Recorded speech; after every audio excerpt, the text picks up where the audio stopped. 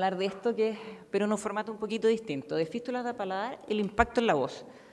Es cierto que el tema era fístulas de paladar e IBF, pero le pregunté a Karen, que era la que coordinaba esto, entonces me pidió, mira, no, es esto y además que la idea es que sea como formato taller. Entonces yo voy a hablar, pero además les voy a preguntar. Ya, entonces, primero hablar un poquito de las fístulas de paladar, que tenemos que decir que junto con la insuficiencia venosa en la faringe son las dos complicaciones desde el punto de vista funcional del paladar que nosotros tenemos cuando sometemos a un paciente a una cirugía de fisura, ¿cierto? Son tanto las más frecuentes como las más importantes desde el punto de vista funcional. Obviamente el origen es multifactorial, pero aquí, que es un poquito lo que mencionó Percy, la severidad de la fisura, la presencia de síndrome, etcétera, pero hay que considerar que la experiencia del cirujano es una de las que se relaciona más estrechamente con la presencia de fístulas. Así como mencionaban en el otro taller, muy temprano en la mañana, voy a parafrasear a la doctora Morovich, que decía la calidad de la cirugía primaria hace la diferencia para la cirugía secundaria, tanto para la indicación como para la severidad de lo que vamos a tener que tratar. Y esto no deja de ser la excepción, ¿ya?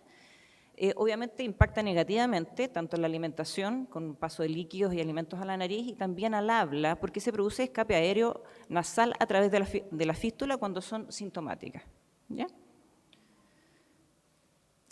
Obviamente tenemos dos condiciones. Una, cuando tú tienes una fístula que es absolutamente evidente desde el minuto en que operaste al paciente, al mes después lo controlaste, la semana lo viste y se encontraba con una fístula.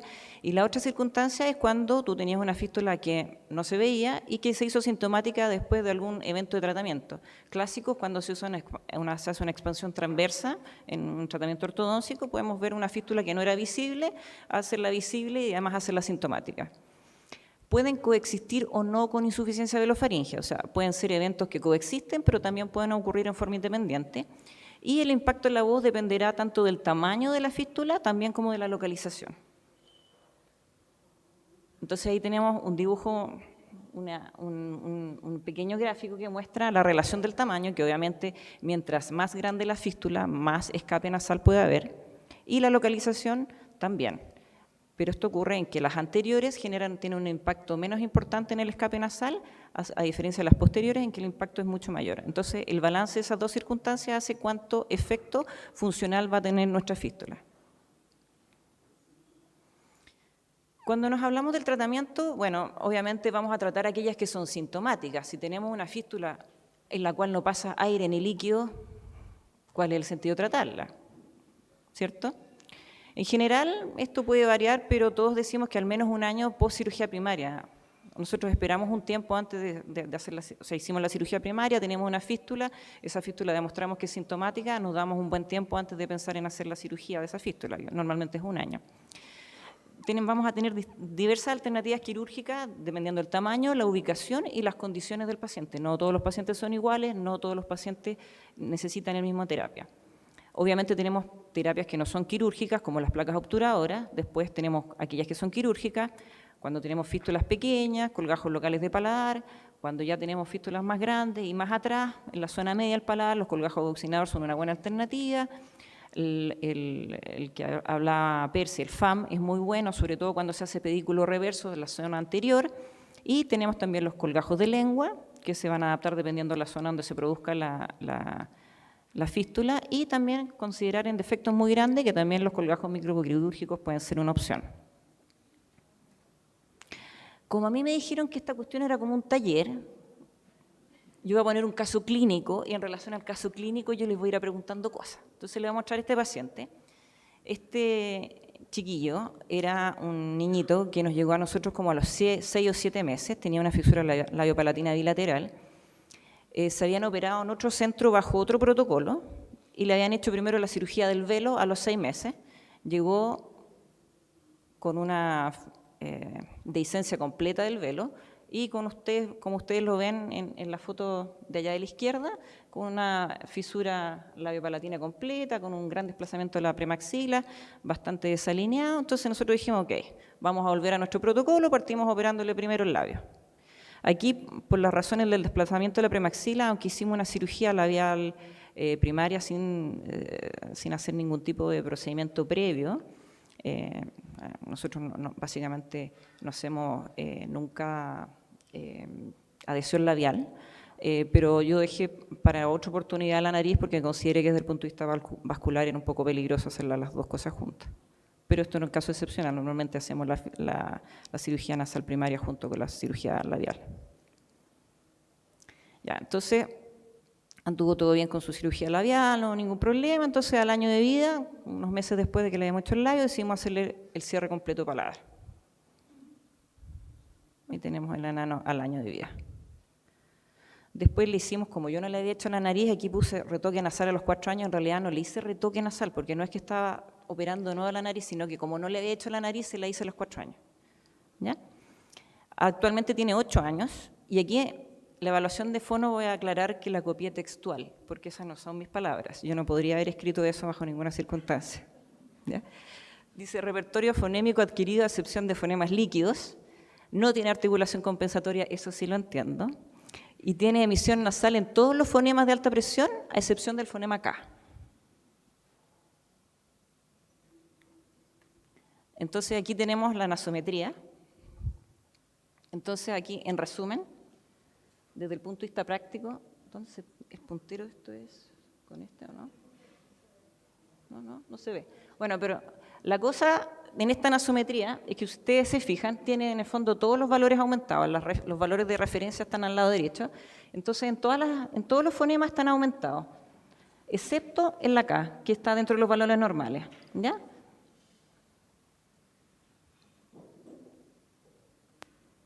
Repetimos. Pa, pa, Tenemos una pa. muestra de voz.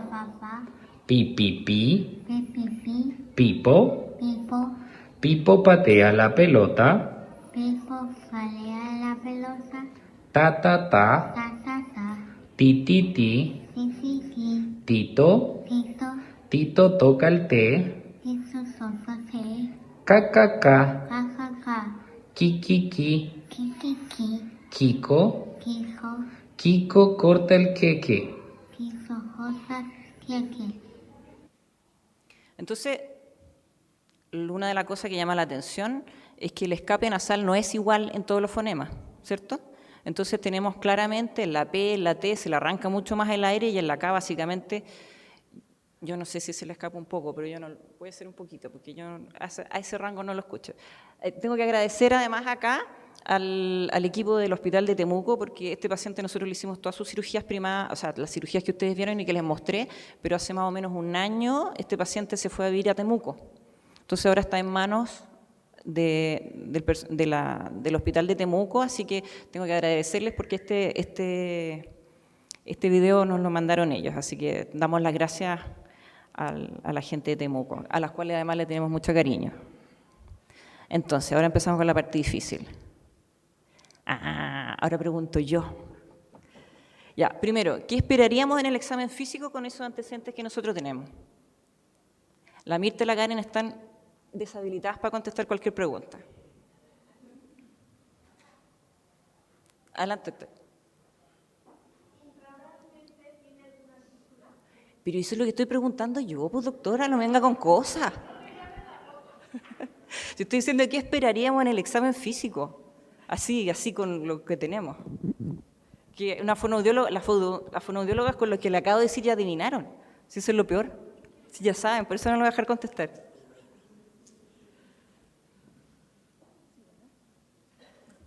Karen, no. Bien, doctora. Bien. Usted está esperando una fístula, bien. ¿Alguien más espera una fístula? Estamos hablando de fístula, así que supongo que vamos a... No, tú, Karen, no. ¿Qué? Eso, que también esperaría ver una fístula. Bien. Y probablemente, como en los valores de K salieron bajos, en una nasofaringoscopía esperaría ver un cierre completo, por lo menos... pero me adelanté ya, ¿no? Ya. Me adelanté a la pregunta. Ya, entonces eso era en el examen físico. Todos esperan una fístula, ¿sí? Ya. Pero ¿qué nos dice que vamos a esperar una fístula? ¿Qué cosa encontramos en el examen que nos contaron las chiquillas acá y vimos en la muestra de lenguaje que hace que nosotros sospechemos que hay una fístula?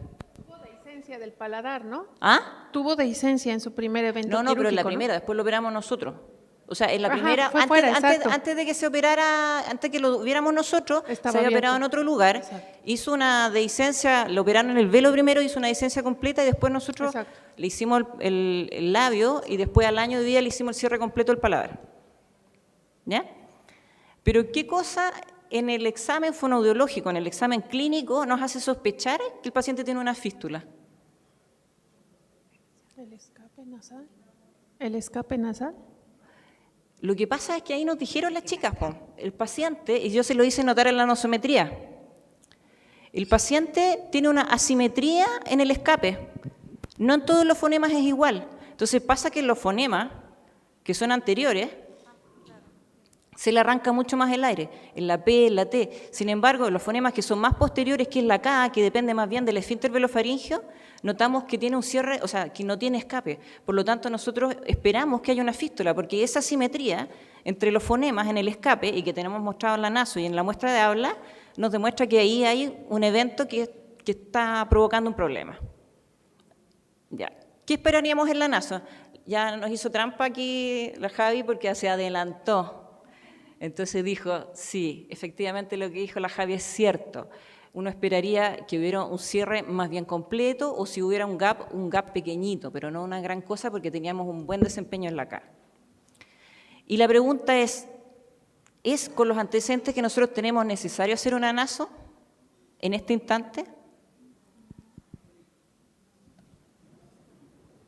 A la vista del examen clínico que tenemos. Pueden haber opiniones divididas, ¿eh? Pero digan algo, si es que se nos fome. Eso, gracias Karen, buena idea. Que levante la mano quien dice que hay que hacerle naso. Pero los otorrinos, claro que quieren hacerle naso, po, obvio. Si le meten la cuestión a todos, po. Pírate, po, otra que se adelanta, si son. Ya. ¿Y quién dice que no hay que hacerle la naso? La Karen ahí, ya. Ya. Bueno, en mi opinión, en este momento no habría que hacerle la naso. Tendríamos que hacer otras cosas primero. O sea, además de obviamente examinar al paciente, pero además tenemos alguna opción de diferenciar si ese escape es por la fístula o es por un problema de que hay un escape a nivel de insuficiencia velofaringea en el examen clínico. Claro que sí, pues si le podemos tapar la fístula entre medio, ¿no? Entonces uno le tapa la fístula y evalúa de nuevo la voz. Entonces tú vas a tener un desempeño de voz con la fístula sin tapar y otro desempeño de voz con la fístula tapada. Por lo tanto, si tienes un buen desempeño de voz con la fístula tapada, ¿para qué le vamos a hacer la naso? Tratémosle la fístula, ¿cierto? Entonces le vamos a mostrar qué hicimos. O sea, primero, con esta fístula. Esa era la fístula que tiene mi paciente. ¿Ya? Que es una fístula, en el fondo, como retropremaxilar, que es más bien una fístula de paladar primario, no es una fístula entre el veolar y paladar, es paladar primario, no es una fístula de paladar secundario. Con esa fístula, ¿qué tratamiento plantearían? ¿Colgajo lingual? ¿Qué otra alternativa? ¿Quién dice más? ¿Quién dice? Un buccinador. Sí, una alternativa, colgajo de lengua, FAM. ¿Alguien dice alguna otra cosa?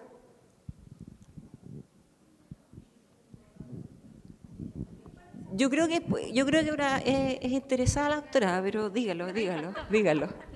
Prepararía ortodóncicamente al paciente con una expansión, alinear, nivelar y quizás con la preparación al injerto óseo se podría cerrar, pero todo depende de la funcionalidad, porque si el paciente depende de si es sintomático, de la emisión nasal, de la alimentación, etcétera. Entonces la decisión va a ir de acuerdo a eso, a lo que necesita el paciente en ese momento. Sí, estamos de acuerdo que siempre hay que pensar qué es lo que necesita el paciente. Así que ya, voy a mostrarle en qué va la cosa. Y vi que le pusimos la plaquita, doctora. Pero bueno, esta plaquita nuevamente tengo que decir que esta ya no la pusimos nosotros, esta ya se colocó en Temuco, ¿ya?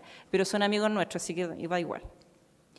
Bueno, porque aquí tenemos una circunstancia que esa fístula está fea y espantosa y grande, porque además la premaxila está fuera de su posición.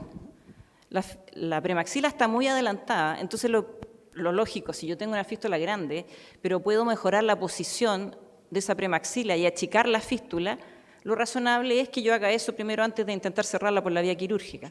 Entonces, ¿qué es lo que hacemos?